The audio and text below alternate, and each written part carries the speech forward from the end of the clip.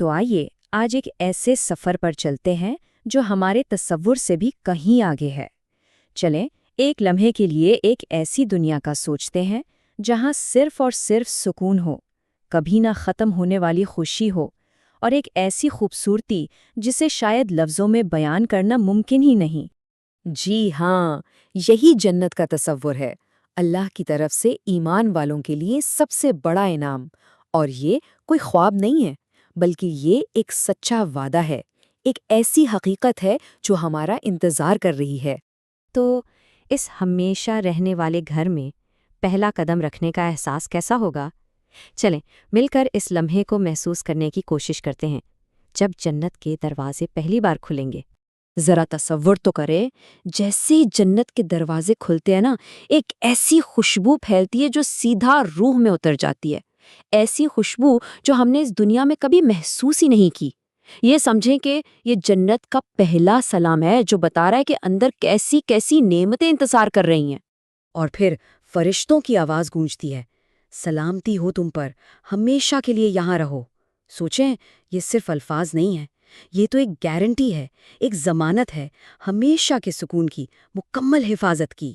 اچھا، تو ان دروازوں سے جیسے ہی قدم اندر رکھتے ہیں ایک ایسی دنیا سامنے آ جاتی ہے جو واقعی سوچ سے بھی کہیں آگے ہے۔ تو آئیے اس بے مثال منظر میں تھوڑا کھو جاتے ہیں۔ دیکھیں، ہر طرف ہرے بھرے باغات ہیں، ان گنت درخت، رنگ برنگے پھول، اور یہاں کے درختوں کا سایہ، اس کا تو عالم ہی کچھ اور ہے۔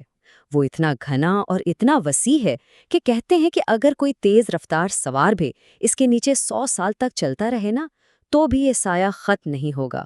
یہ اصل میں ہمیشہ کی راحت اور سکون کی نشانی ہے۔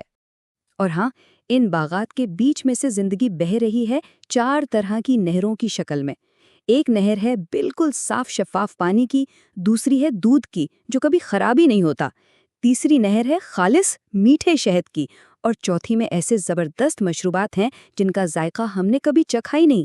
تو ٹھیک ہے، ماحول تو سمجھ آ گیا کہ کتنا زبردست ہے، لیکن سوال یہ ہے کہ وہاں رہنا کیسا ہوگا؟ مطلب روزمرہ کی زندگی کا تجربہ کیسا ہوگا؟ چلیں آپ ذرا اس پر نظر ڈالتے ہیں۔ وہاں کی زندگی میں ہر خواہش پوری ہوتی ہے، مطلب جس بھی پھل یا کھانے کا بس دل میں خیال آیا وہ فوراً آپ کے سامنے حاضر۔ اور سب سے کمال کی بات پتہ ہے کیا ہے؟ یہاں کا کھانا صرف لذت دیتا ہے، اس سے نہ تو کوئی بیماری لگتی ہے اور نہ ہی پیٹ میں کوئی بھاری پن محسوس ہوتا ہے۔ اور وہاں کے گھر وہ کوئی عام گھر نہیں ہوں گے، بلکہ سونے، چاندی، موتیوں اور ہیروں سے بنے ہوئے شاندار محل ہوں گے۔ یہ ایسی جگہ ہیں جہاں نہ کوئی شور ہے، نہ کوئی غم، نہ کوئی تھکن، بس سکون ہی سکون، اور ہر ایک کو اپنی پسند کا بہترین گھر ملے گا۔